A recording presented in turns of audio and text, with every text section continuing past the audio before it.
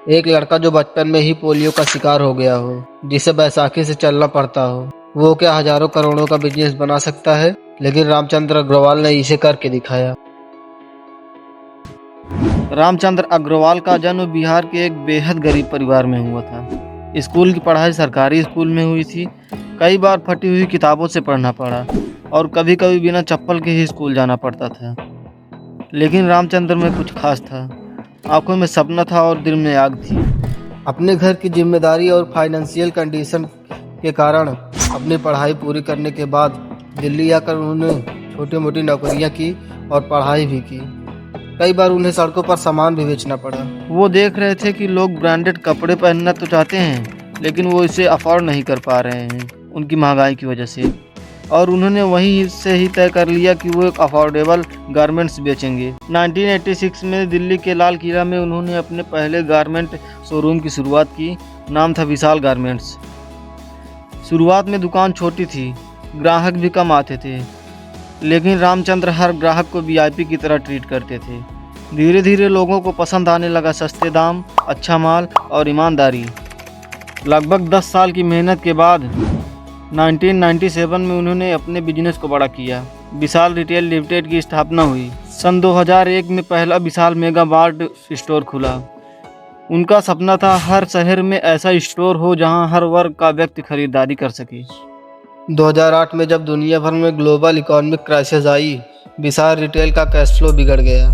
भारी loan, inventory cost और low margin के कारण कंपनी कर्ज में डूबने लगी। 2009 से 10 में विशाल रिटेल पर कर्ज का बोझ बहुत ज़्यादा हो गया था। कंपनी को श्री राम ग्रुप और टीजीपी कैपिटल्स ने टेक ओवर कर लिया। रामचंद्र अग्रवाल को कंपनी के मैनेजमेंट से पूरी तरह बाहर कर दिया गया। इसके बाद वो किसी भी बिजनेस या पब्लिक प्रोसेस में नहीं दिखाई दिए।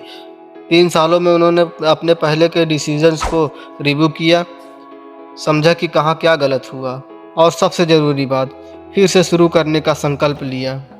उन्होंने खुद को पूरी तरह से मेंटली और फिजिकली प्रिपेयर किया, ताकि जब दोबारा शुरुआत करें तो पिछली गलतियां ना दोहराएं। 2009 से 12 तक वो कहीं किसी नए स्टोर या स्टार्टअप में नहीं कूदे, लेकिन पीछे से quietly market research, supply chain study और डिस्ट्रीब्यूशन नेटवर्क पर काम कर रहे थे और साथ ही नए इन्वेस्टर्स से भी बात कर रहे थे। रामचंद्र ने लगभग 3 साल की चुप्पी और सोच के बाद वापसी की योजना बनाई। अब उन्होंने सीखा था कि एक्सपेंशन जल्दी नहीं, सोच समझकर और सिस्टम के साथ करना चाहिए। उन्होंने टीयर 2 और टीयर 3 शहरों को टारगेट किया, जहां सस्ते और भरोसेमंद कपड़ों की असली डिमांड थी।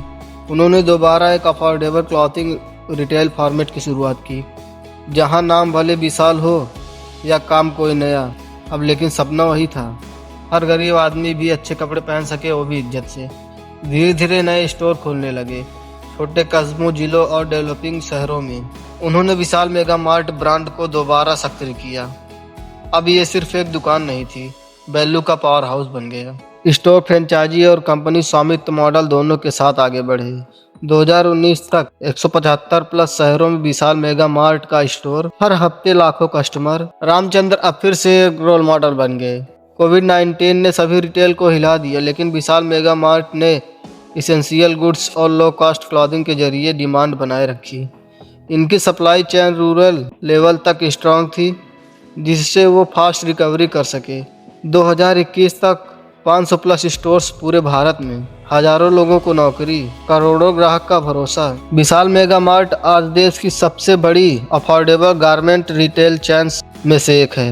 रामचंद्र अब भी जमीन से जुड़े हैं। उनके विजन में अब भी वही बात है, हर गांव, हर शहर में गरीब से गरीब आदमी तक फैशन पहुंचना चाहिए। अब विशाल मेगा मार्ट में 500 प्लस स्टोर हैं और कंपनी 5000 करोड़ से अधिक की वैल्यू हो चुकी है। ऐसे ही नए मोटिवेशनल वीडियोस देखने के लिए भी सब्सक्राइब करें।